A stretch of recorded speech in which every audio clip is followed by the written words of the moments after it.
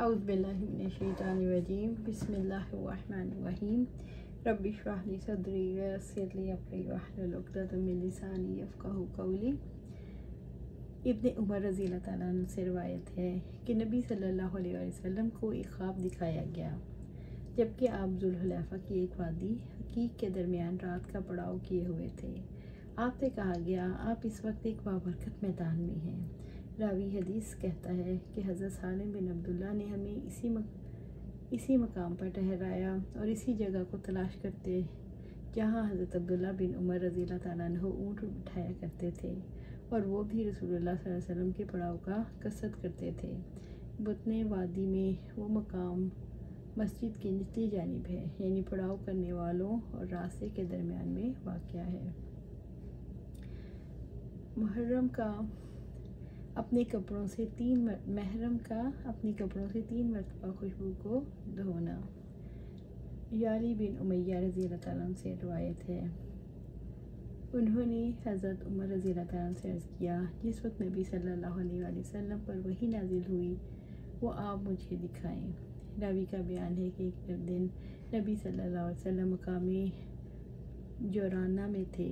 صحابہ کرام رضی اللہ تعالیٰ عنہم کا ایک گروہ بھی وہاں حاضر تھا۔ اتنے میں ایک شخص نے آپ کے پاس آ کر عرض کیا، اللہ کے رسول آپ اس شخص کی بابت کیا حکم دیتی ہیں جس نے عمرہ کا احرام باندھا مگر وہ خوشبو سے آلودہ تھا؟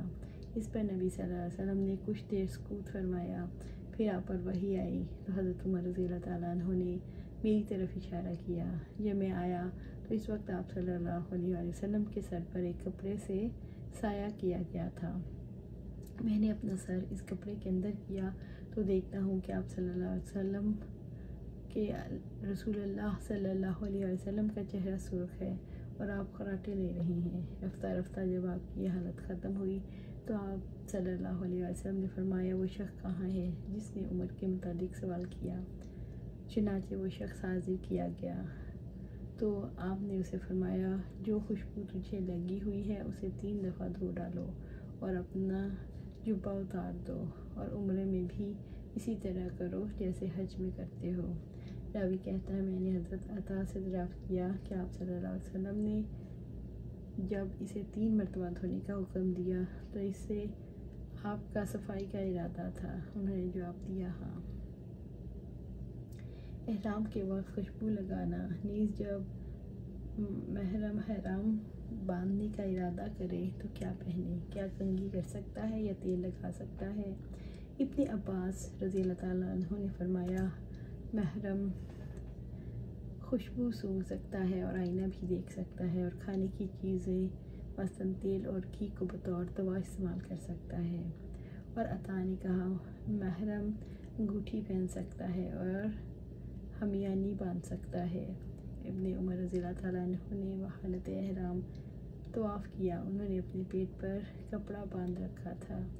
حضرت عائشہ رضی اللہ تعالیٰ نے ان لوگوں کے لیے بحالت احرام جانگیاں پہننے میں کوئی مذائقہ نہیں خیال کیا جو آپ کا ہودج اونٹ پر رکھا کرتے تھے۔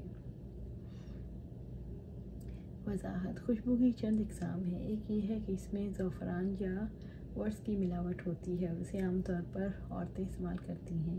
یہ خوشبو مردوں کے لیے کسی حالت میں جائز نہیں، خواہ احرام سے پہلے ہو یا بعد میں۔ دوسری قسم کی خوشبو وہ ہے جس میں کسی چیز کی ملاوٹ نہیں ہوتی۔